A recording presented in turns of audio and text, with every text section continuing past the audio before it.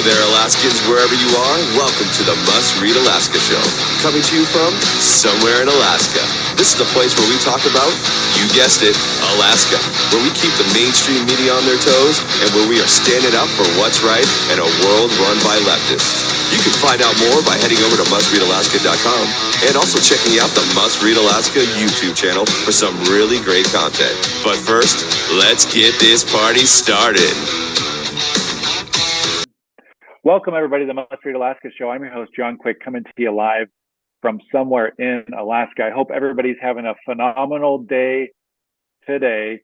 And man, we have got a special treat for you today. We have speaker Cathy Tilton. She's been on before, and we're very excited. One, that she is the speaker, and two, that she is on the Must Read Alaska Show today. Welcome to the Must Read Alaska Show, speaker. Thank you, Jonathan. Thanks for having me today. And hello to everybody out there looking at this podcast. Well, I know that when you became the speaker, as we were talking about kind of a little bit before, you know, the folks, myself, my friends, we were very excited that you became speaker. We all know that we've had to kind of a little bit of a rocky go of it as Republicans. The last couple sessions, not last year's included, but the ones prior to that. And so we were very excited for you to be the speaker. Can you talk to us a little bit about how that felt? That's got to be a big accomplishment. Was it kind of like a surreal experience? Like you're now the Speaker of the House for the state of Alaska. Yeah, thanks, Jonathan. Yeah, it is a little surreal. I do have to say, when I started my career here in the legislature, I started as a staffer and never had visions of moving into even being a legislator. So going from,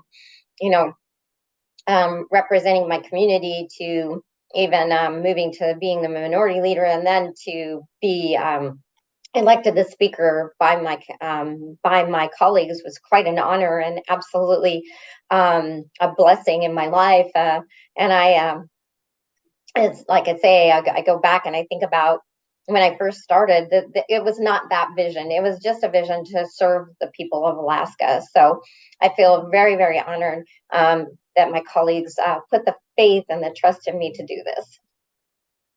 That's awesome. And I'm blessed. I live in Nikiski.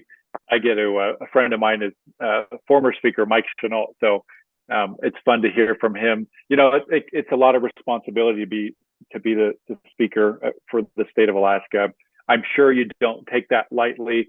A lot of people don't really know what, like the full responsibilities of the speaker. Like, what is it about, it's a leadership role. If you had to kind of talk, give the elevator speech on what is different from just being a normal elected representative to being the speaker, what is the difference there?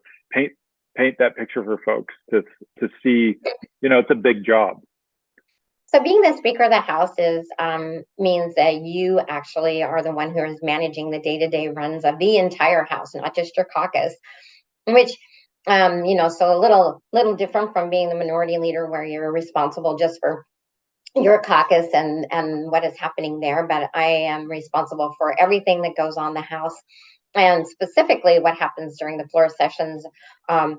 The Rules Committee does set the agenda for the floor, but I run those day-to-day meetings on the floor. And we also have the responsibility of looking at just the strategy of where are we going to go and how are we going to come together, working with the administration, working with the governor, working with the Senate. So there's a lot of people at play working with the minority in the House. And so my responsibility is really to work with all of those individuals to try to move some kind of a policy agenda forward. Now, we know we've had a little bit of challenges with some alignment that we have going on here, the way the structure of the legislature is. So it's even more difficult to make these things happen. But there are good things that did happen. And I feel really excited. I hate to say that it's my very own bill, but one of the most highlights of my summer was the governor signing into law HB 61, which is a 2A rights amendment bill. It says that governors